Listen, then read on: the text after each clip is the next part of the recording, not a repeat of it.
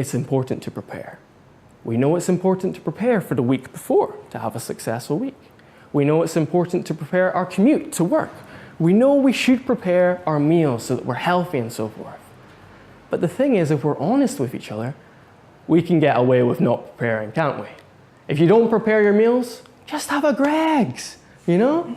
If you don't prepare your week, just do it on the go. And we get away with this, it's fine. But that same attitude really will not work when it comes to public speaking. And it's because it's difficult. This is hard, would you agree? So it's going to take an extra bit of work to get it right. Now I'm curious, you've come here today, I presume, because you do presentations of some kind. So how do you currently prepare for your presentations? Would anyone like to share? I focus more on the content of the presentation, which answers 97% of what I'm doing, rather than how I'm going to say that content. Okay, okay. Sense. So the last thing that I'll practice is me saying it, but there's like very little time to that. Are you kind of writing that out then, would you say? Or is it? Looking at the slides in the deck and then okay. saying it, So but the level of time I'm giving to that part versus okay. content is probably off kilter. Interesting, interesting. Anyone else got any insights? I have sort of main points which are like my landmarks. Let's say there's 5 different things that I'm speaking about. I'll have those as my main points, and I'll think about the story that links them in between. So I'm kind of creating a narrative from the very end, from the very start, until the very end, and thinking about, well, how do I hit those landmarks, those major points? As long as I hit them, I'm not too worried about the journey in between. I don't say this is the only way to do it. I'll allow a little bit of flexibility and spontaneity on the day. But as long as I'm hitting those landmarks, then for me, I feel that I've prepared enough, and whatever happens on the day to a certain extent. Yeah, so you've got a strong structure in place. You know where you're going. That's kind of how you prepare. Absolutely. There's lots of different ways to prepare, but what I'd like to do is show you how to prepare from 2 different standpoints. A practical standpoint, which is a little bit like what we're talking about there. David with his structure, Andrew kind of more with his content. It's going to include elements like that. And then also from a psychological perspective, because we need to be mentally prepared for going into a presentation, because things can go wrong. I mean, my slideshow could shut down, okay? I could fall ill, something could happen. You need to be prepared. If the audience switch off, you need to be prepared for these moments so that they don't ruin your presentation. So I want to work through the practical side first. I want to take you through a 5-step process from creation to delivery. And the first step in this process is the writing phase. I want you to write out your presentation. I want you to effectively create a script. And a lot of people are not very keen on doing that because they think they'll lose a little bit of authenticity. And it's understandable. You don't want to seem like you're regurgitating information, just reciting it out. But to say that, you're forgetting one very important fact. And that is that every form of successful entertainment all started with a script. Every movie, every TV show, every play, every song, every successful speech, it all started with a script. Because it's not a script which will determine your authenticity. It's your delivery of that script which will do that. So don't discount it, because it can be your foundation for success. You get your ideas out on paper, like David does. He gets his structure out on paper, and then you can interchange things, move it around, progress it forward as you move through the process. But of course, a written script of every single word is not going to work when you have a long presentation. I know David's going to be doing, is it 16 hours you're speaking? 16 hours or something, yeah. David can't write down every word for 16 hours, can he? So we need something else. And I would recommend in that situation, creating a bullet point plan. This is a visual example of it. So right now I'm talking about the writing phase of my presentation. So that's my main heading there. Initially, I wrote out everything I really wanted to cover, everything I really wanted to say. I then condensed it down to 3 points. So I just have to remember these 3 points when going through that phase. So we went through the first one, why scripts are not bad. Right now we're doing how to use them for longer presentations, and then we'll move on why you should do lots of rewrites after. So by doing that, it helps give your mind direction of where you need to go. It makes the process a lot easier when writing things out. Does that make sense to everyone? Fantastic. No one here writes their script right now at all. Okay, if you are going to do it, and I know not everyone can do all 5 steps because you're busy people, but if you are, make sure you don't do lots of redrafts, because you will never truly produce your best work until you challenge what you already have. Okay, there's always a better way to say something. Maybe it's more words, maybe it's less words, maybe it's more creative words. But until you challenge what you've got, you'll never truly produce your best speech. Does that make sense to everyone? Fantastic. Once you've done that and you're happy with what you've got, you can move on to the practice phase.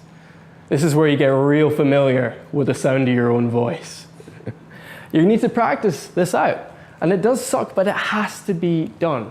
I want you to have 2 goals in mind when practicing. One, I want you to get familiar with your content. So Andrew, you're getting familiar with your slides already. You're looking through them. You know what slide's going to come up before it comes up. It's the same when you're speaking. You should know what point you're going on to before it comes. Also things as well, like for instance, the spoken word comes across very differently to the written word. So you need to test that out. You need to see how it sounds, because you might think on your script, oh, this is great, this is going to be fantastic. And then you say it, it doesn't come across as well. So you need to evaluate that at this phase too. That's the 2 points you want to cover. After which, try and record it.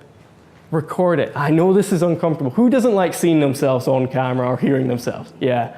I remember the first time I was practicing a speech I recorded, and I watched the footage back, and for some reason my left leg was shaking the whole. It was like my inner Elvis just wanted to burst out. It was weird.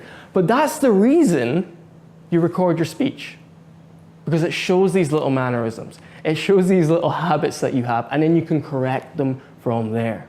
The other thing is, it gives you a perspective, an insight of the audience's perspective, because you're seeing it from their point of view, and that truly is invaluable.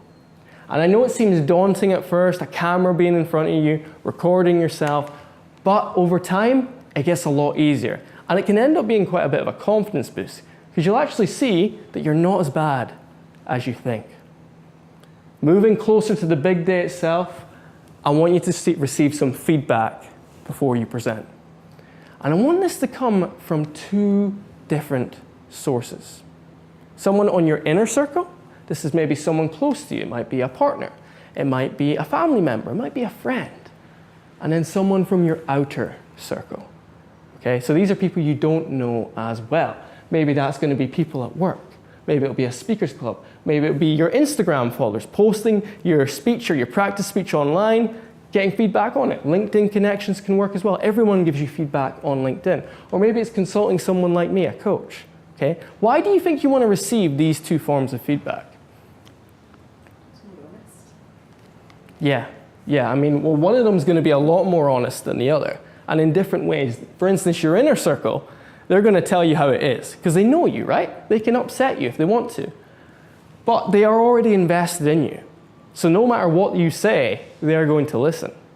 These guys, though, are not. So they might not listen to you. They'll give you a very real reaction to your speech. So the feedback from both can really help you develop your speech further.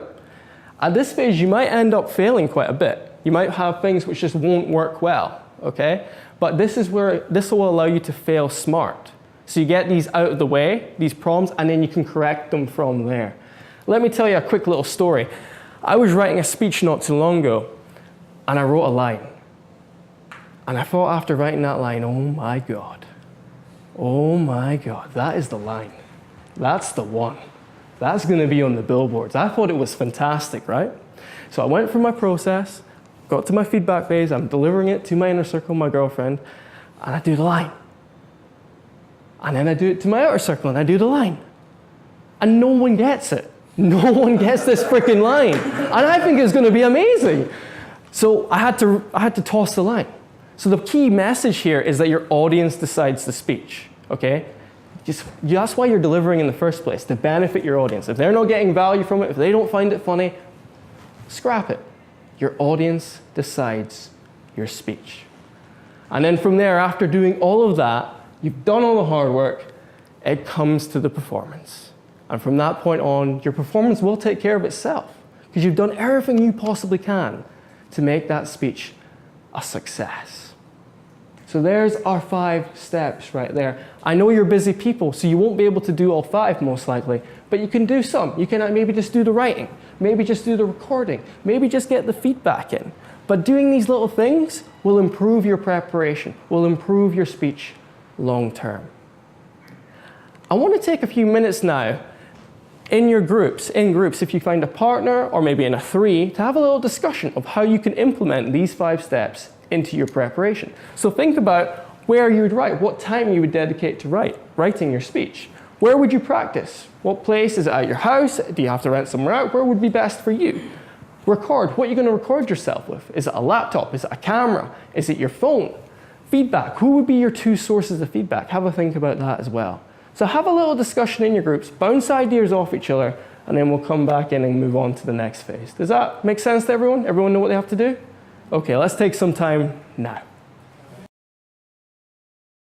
Okay guys, I think we'll take some time, bring it